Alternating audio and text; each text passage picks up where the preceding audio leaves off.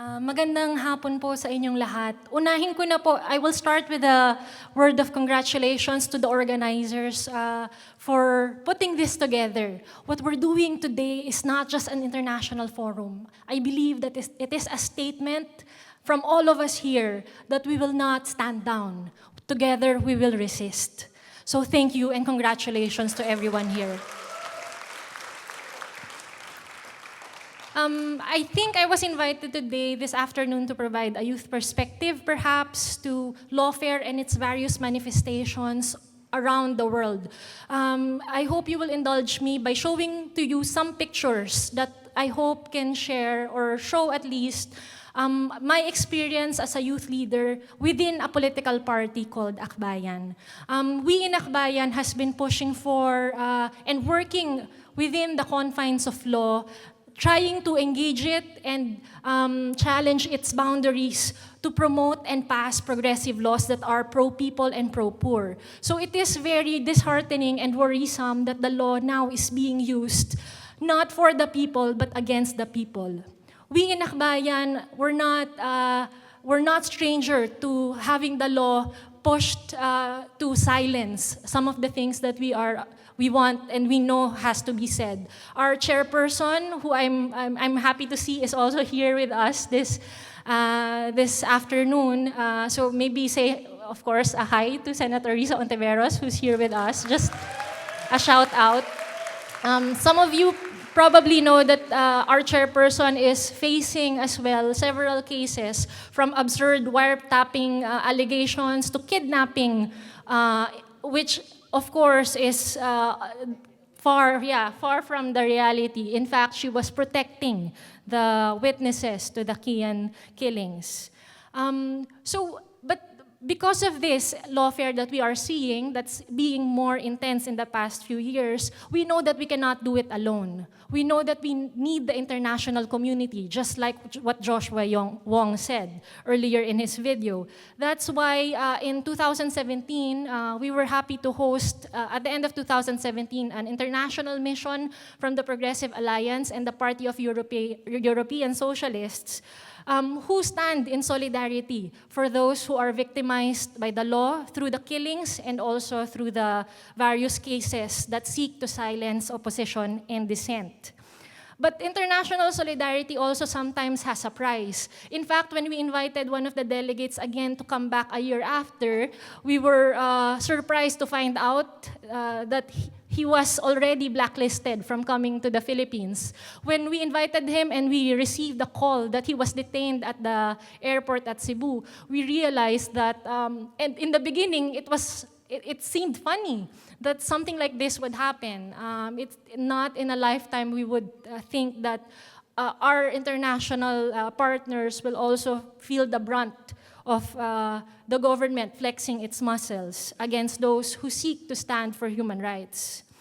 But nurturing international solidarity does not happen overnight. It happens years, decades. That's why we believe that it is through international solidarity among young people that we can build a better world. That's why in Akbayan, we also seek to foster international solidarity through trainings, making sure that young people are also part of dreaming for a better, more humane society. You have here a picture of activists from all over Asia also standing for Laila de Lima. I show you one picture. This is not the most flattering picture. Of course, when you have international events where young people are, sometimes it ends up with drinking, sometimes with singing, sometimes with drinking. I point you to the guy here playing a guitar. He was one of the participants in one of our trainings hosted here in the Philippines. And he was popular with the group because he was the one always playing the guitar, singing John Lennon songs, hoping for singing for a more peaceful world. It was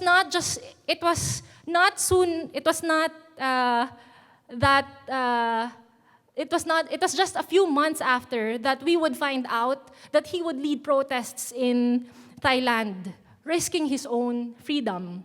So along with other activists who were rallying against the military-backed new charter in 2016, he would be detained just for giving away leaflets, arguing that the people not vote for the new constitution. But I realized this was not new. This did not just happen with one of our comrades from Thailand. 2 years earlier from then, in 2014, we held a similar event where we trained another set of young leaders, again, to build international solidarity. I show you here a picture of some of our friends, very young idealists from Myanmar, with our fellow Filipinos. You have there, 3 Myanmar, and then 4 from Myanmar and 1 Filipina. Just a few months later, so we did this in January 2014. By March, we found out that these 2 young kids were also fighting for their own rights, with a new education law being passed by Myanmar that will strengthen government support within the campus. And some of our leaders, the 2 who was in the picture, would be arrested. They were representatives from the All Burma Federation of Student Unions. So what we see here are young people also being victimized by the hands of the law. Okay, because they're saying I should wrap up. So just maybe 2 more people I want to share to you about. You see here again, usually when we have international events with Akbayan and our sister parties, the Asian delegation would always be very small because it's really expensive to go from here to Europe when you have the international events there. But Howard Lee, one of our comrades from Malaysia, would be elected president of the International Union of Socialist Youth. So we were very proud because even with a small delegation, we were able to get someone elected. Howard Lee in 2016 would also be a leading voice calling for clean elections in Malaysia with the Bersih 5 protests. Unfortunately, he too would feel the brunt of the state in Malaysia and would be arrested along with several other opposition leaders. So they seem very happy though, no? Okay.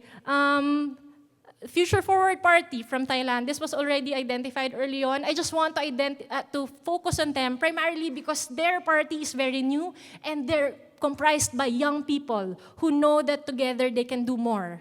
And they too are now being threatened of dissolution with the state saying that their political party should be closed down.